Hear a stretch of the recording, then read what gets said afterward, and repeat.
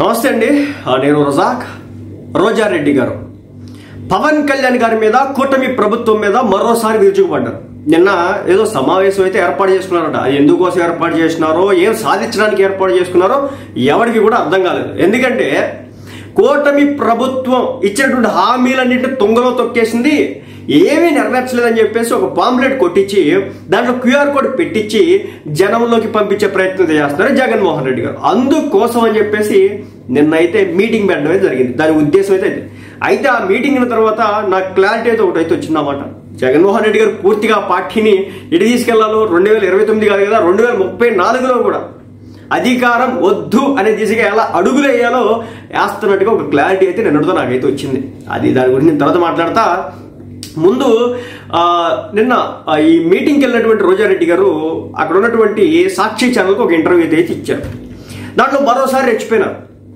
Deputy CM మొదటిసారి అయినారు కదా, ఇదే లాస్ట్ టైం ఈయన ఒక ఈవీఎం డిప్యూటీ సీఎం అంటూ మాటలు ప్రేలాపనలు ప్రేలడం అయితే జరిగింది. ఏంది ఏమి బాధ? ఏమి లేదు, ఒక్కటే మంట.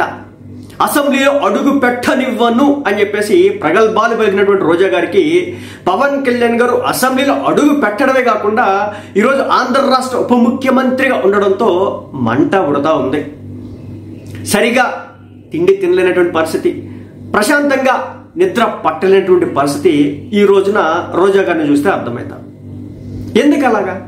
లేచినప్పటి నుంచి పవన్ కళ్యాణ్ గారిని, నారా లోకేష్ గారిని, చంద్రబాబు నాయుడు గారిని టార్గెట్. మాట్లాడితే ఈవీఎం సంవత్సర కాలం అయింది అధికారంలోకి వచ్చి. కూటమి ప్రభుత్వం అధికారంలోకి వచ్చి 1 సంవత్సరం దాటింది. సంవత్సర కాలంలో మీరు ఏం సాధించినారు? ఈవీఎంతో గవర్నమెంట్ ఫామ్ చేశారని చెప్పేసి మీరు చెప్పుకుంటున్నట్లయితే మరి మీరు నిజ నిరూపణ చేసుకోవచ్చు కదా. ఎంతసేపటికి ఈవీఎం ఈవీఎం ఈవీఎం ఈవీఎం. మీకు 151 వచ్చినప్పుడు మాత్రం ఈవీఎంలు ఉండవు, కానీ ఎదుటోటికి 161 వస్తే మాత్రం ఈవీఎంలు కనబడతాయి. అది వింత. 164 167 వస్తే ఈవీఎంలు కనిపిస్తాయి అన్నమాట.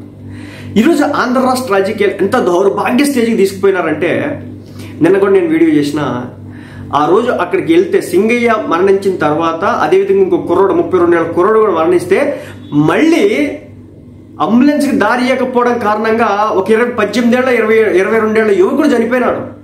దీని గురించి మీ ఛానల్లో కావచ్చు, మీ కసాయి మాట్లాడినాడు ఎక్కడైనా, లేదంటే రోజారెడ్డి మాట్లాడరు. వీళ్ళు ముగ్గురు మరణిస్తే ఒక ర్యాలీ కారణంగా ఇప్పటి వరకు వీళ్ళు మాట్లాడింది లేదు. పైపచ్చి ఏంటంటే కూటమి గవర్నమెంట్ ఈవీఎంలతో వచ్చేసింది అని చెప్పేసి. ఇప్పుడు నిన్న జగన్మోహన్ రెడ్డి గారు మీటింగ్ గురించి చెప్తారు.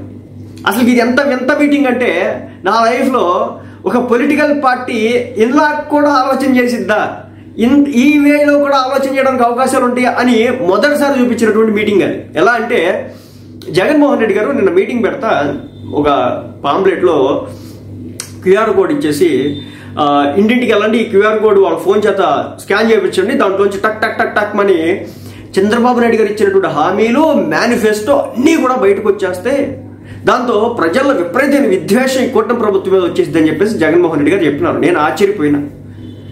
ఫోన్ తీసుకెళ్ళి క్యూఆర్ కోడ్ స్కాన్ మీద పెడితే కనుక సామాన్య జనానికి ఎలా అర్థమైందో తెలుసా? అది మా డబ్బులు దొబ్బేయడానికి మోసం మాత్రం వీళ్ళు వచ్చినారని చెప్పేసి అర్థమవుతుంది. ఎక్కడ పడితే అక్కడ క్యూఆర్ కోడ్ స్కాన్ చేయకూడదని చెప్పేసి జనానికి చెప్తా ఉంటే దీని ద్వారా ఎన్ని స్కామ్లు జరగడానికి అవకాశం ఉంది?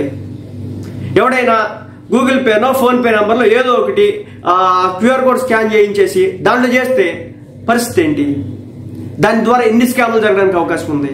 ఒక క్యూఆర్ కోడ్ దాని నుంచి ఎన్ని రకాల సమాచారాలు మనం దొబ్బేయడానికి ఆస్కారాలు ఉంటాయి. ఇదేం తెలుగు అర్థం కాల నాకు ఫస్ట్. ఒకవేళ ఇదే చేయాలనుకుంటే ఏం చేయాలా? ఒక పెద్ద పాంప్లెట్ కొట్టించి దాన్ని ప్రజల్లోకి తీసుకెళ్ళాలి. అప్పుడు అడుగుతారు, జనం అడుగుతారు, నువ్వు ఇచ్చినావు కదా జాబ్ క్యాలెండర్ ఎక్కడ? Every year job calendar release చేస్తా ఉన్నావు కదా, ఎక్కడుంది? అదేవిధంగా సిపిఎస్ రద్దు చేస్తానని చెప్పినావు కదా, అది ఎక్కడికి వెళ్ళింది? తర్వాత ఉచిత అసలు మద్యపానాన్ని నిషేధం చేస్తా ఉన్నావు కదా, ఎక్కడికి వెళ్ళింది? రోడ్లు అత్యద్భుతంగా వేస్తానని చెప్పినావు కదా, ఏమైపోయినాయి? ఇవన్నీ కూడా జనం అడుగుతారన్నమాట. వీటన్నిటిని జనం ప్రశ్నిస్తారన్నమాట. మరి ఆ ప్రశ్నలు కూడా ఎదురు ఉండాలి కదా, అదే మాత్రం ఎక్కడ కూడా ఉండదు. గత 5 సంవత్సరాలు మనం చేసినటువంటి రాజకీయాలు, మనం అధికారంలోకి వచ్చిన కూల్చినటువంటి భవనాలు, వీటన్నిటి గురించి కూడా జనం ప్రశ్నిస్తారనేది ఏం లేదు. నేను సభా సమావేశం పెట్టుకొని కూటమి ప్రభుత్వం ఏ తప్పులు చేసింది, ఏ ఒప్పులు చేసింది పక్కన పెట్టి, ఎందుకంటే అధికారంలోకి వచ్చిన తర్వాత నాకు తెలిసి 90% ఎవడో కూడా అవినీతి చేయాలనుకోవట్లేదు. నెక్స్ట్ గవర్నమెంట్ జగన్మోహన్ రెడ్డి గారి చేతుల్లో పెట్టాలని ఏ ఒక్కరికి కోరికగా లేదు. అందులో భాగంగా ఇచ్చిన హామీల ప్రకారం నెరవేర్చుకుంటూ పోతున్నారు. మీ అందరికి తెలుసు, ఇప్పటికే వచ్చిన మొదటి రోజు పెన్షన్లు పెంచేసినాడు, వచ్చిన తర్వాత గ్యాస్ సిలిండర్లు ఇచ్చినాడు, ఆ తర్వాత మన తల్లికి వందలు ఎంతమంది పిల్లలు ఉంటే అంతమందికి ఇచ్చినారు. ఎంత నెగిటివ్ చేయాలనుకుంటే అంత పాజిటివ్ వచ్చేసింది అనమాట కూటమి ప్రభుత్వం మీద. అలా సాధించినారు.